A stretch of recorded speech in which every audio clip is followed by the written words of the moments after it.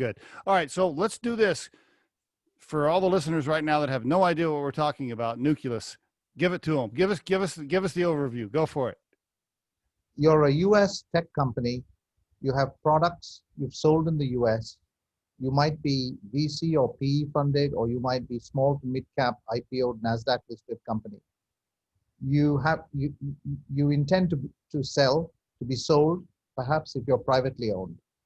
But whichever way, you need to show that your product or service has got international appeal, because the US market is the US market. Once you've cracked it, you need to show your investors that you've got further expansion possibilities. Otherwise, nobody's going to come and buy you.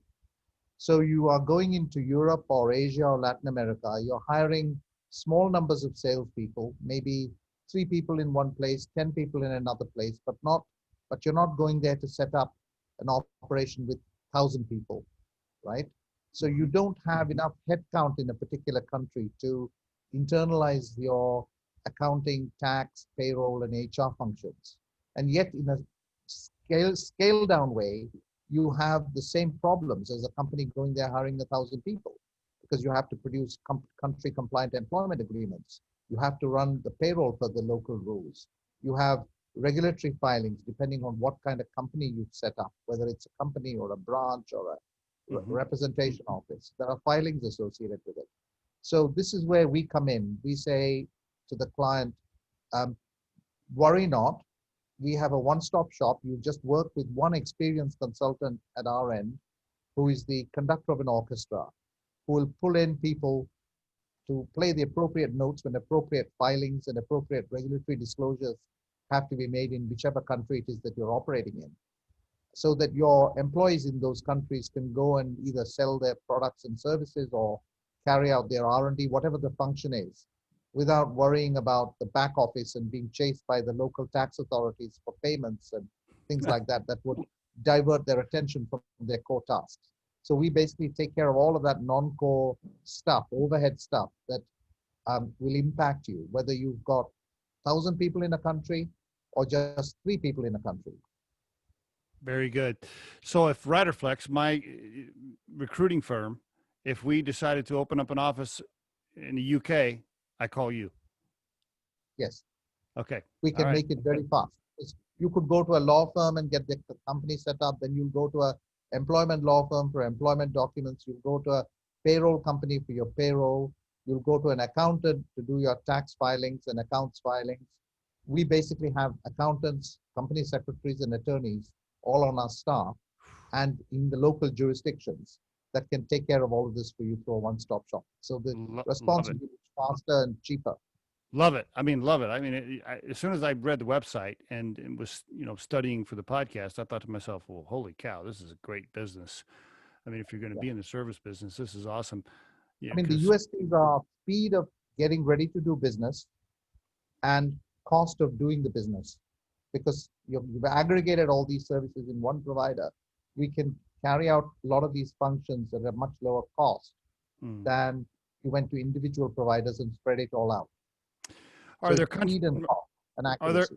Okay, very good. Are there countries that you don't service or have experience in? We don't want to do North Korea. We don't want to do Iran. We don't want to do Pakistan. We don't want to do large parts of Africa where the countries have a very high corruption index. I see. We have to be very careful of operating in a way that we adhere to both the UK Bribery Act and the US FCPA. So we try and avoid those countries. I've been asked if we can help in Nigeria. I've said no. So we generally avoid either banned jurisdictions like Iran and North Korea and Venezuela, and also countries with a high corruption index. Okay, very good. And is it is it a monthly service fee? Is it a 6-month contract? Is it kind of a little all over the board depending on the size of the company? What does it look like if I'm signing up? Typically, it's you would sign an engagement letter that doesn't require you to give us any work at all once you sign it, but would govern the terms and conditions on which we do any work that you may choose to give us that is within our capability to perform. The engagement letter is not for a fixed term, so you can terminate at any time if you're not happy. Because my view is that, if a client's not happy, you don't hang on to a client that's not happy against their will. You don't go legal. You let a client go. And often that's happened. Sometimes clients are happy with the service, but they themselves have a cash flow problem. They want reduced costs. You are unable to provide the service at those costs. They can terminate you and then come back later through another company, the same individual. So the engagement is very flexibly worded. And the costs tend to be in three categories. A fixed cost, which is for all the day-to-day regular stuff like running the payrolls, producing the monthly financial statements. Then there is a time and materials cost that's estimated and is accurate to within plus or minus 15%. So to take your example of setting up a UK company, if you ask me what's the cost, I'll give you the cost. I'll tell you it's plus or minus 15%. Because we've done it so many times before we know how to do it. And then there's genuine T&M. Like if now you had a UK employee who was suing you in an employment court for a wrongful dismissal, that one is how long is a piece of string type of cost. So that would be genuine T&M. So those are the three categories of costs. You could have a tax audit in a country. Dealing with that is, again, how long is a piece of string type of exercise. So those would be T&M. Okay, very good. So lots of competition. Were there lots of other people in this space, or you saw a need for it because nobody was doing this? Talk to me about that.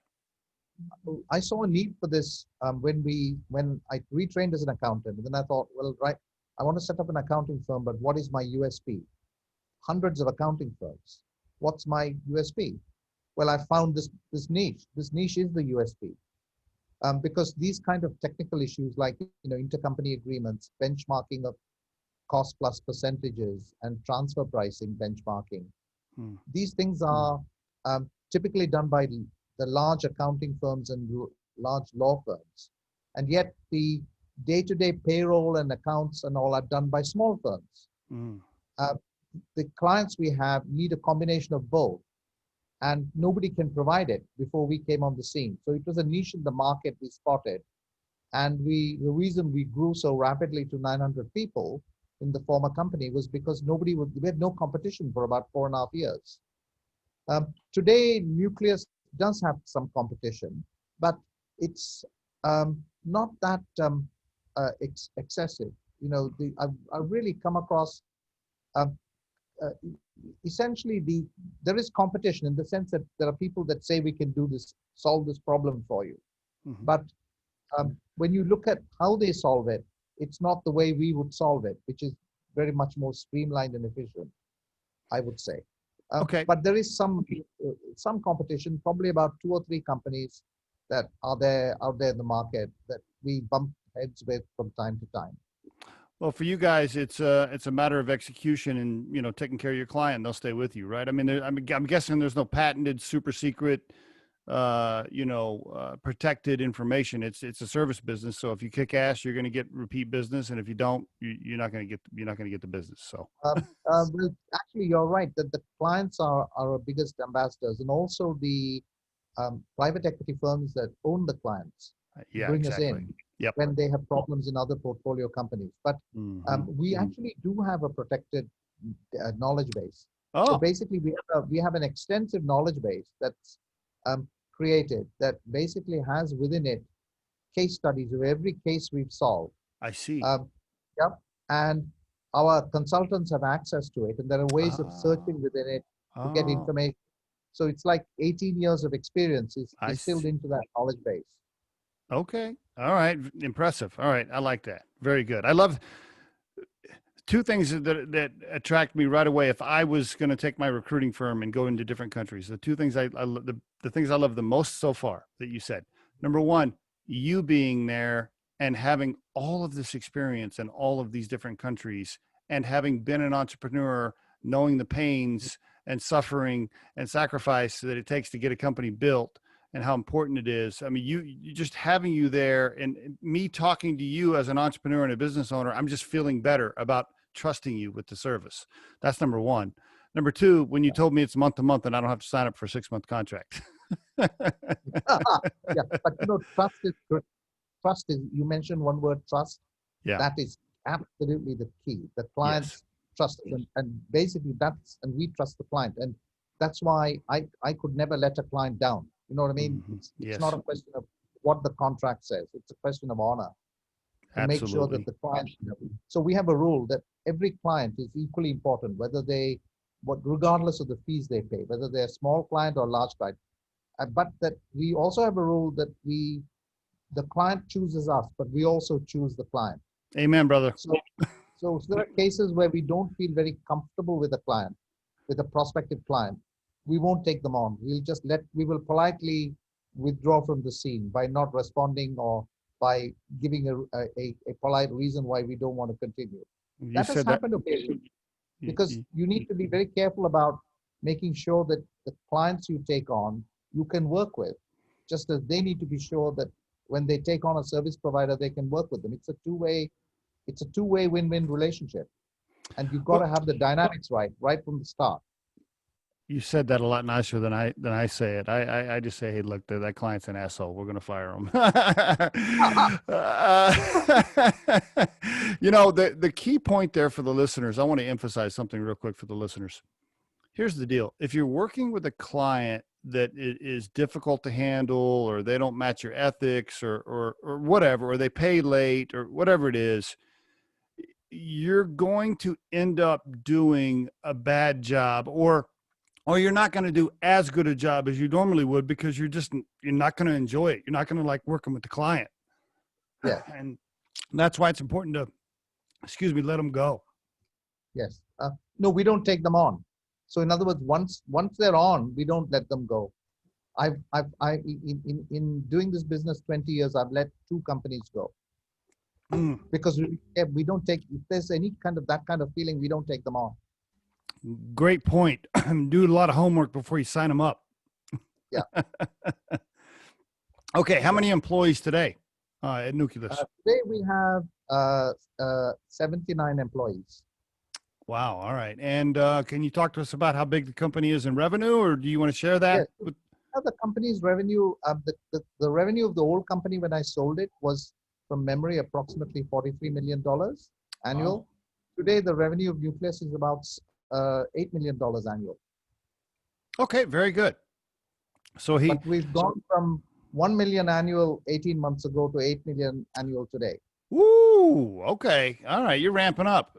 You know what that means? That means you need more consultants, and you probably should hire a recruiting firm like Riderflex. You're going to need more staffing, obviously. We need staffing, but you know what? I have got a pool of former colleagues who want to join. Yeah, that's great. I've told them, yes, we'll take you on as soon as we're able to. Yeah, So that's so it's awesome. a very strange company, Nucleus, because all of our employees at senior and middle management level have a minimum of 8 years of international expansion services experience, because they're coming from my old firm. That's fantastic. Sometimes they're coming directly from the old firm, responding to an advert. Sometimes they've moved to another job and are not happy and are coming from there. Well, that speaks to your leadership, and the fact that you built relationships that lasted a lifetime, and here they are. They're following you in the new company. It's also my management team who built relationships. It's like a network. Yes. So it's not just me, because all I'm doing is bringing all the clever guys together who can deliver. I'm not the clever guy. I just know how to find the clever guys. Now, see, that's why people are following you right there, because you're quick to make sure you give the praise to your team. Excellent. Love it. If you think today's tip or guest interview can help someone you know, please share this with them. If you've enjoyed today's episode, please subscribe to our channel and hit the like button. If you're listening on YouTube, don't forget to hit that little bell next to the subscribe button so you can be notified when we release a new episode.